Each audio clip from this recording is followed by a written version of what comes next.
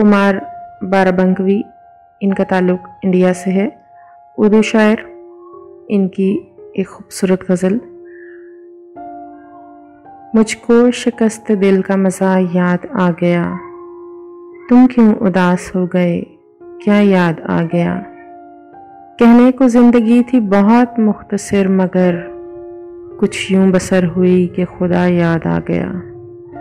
बरसे बगैर ही जो घटा घिर के खुल गई, एक बेवफा का अहद वफा याद आ गया।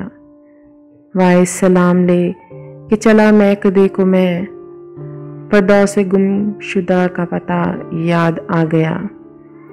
मांगेंगे अब दुआ कि उसे भूल जाएं हम, लेकिन जो बवक्त दुआ याद आ गया। हैरत है तुमको देख के मस्जिद में ए खुमार, क्या बात हो गई जो खुदा याद आ गया।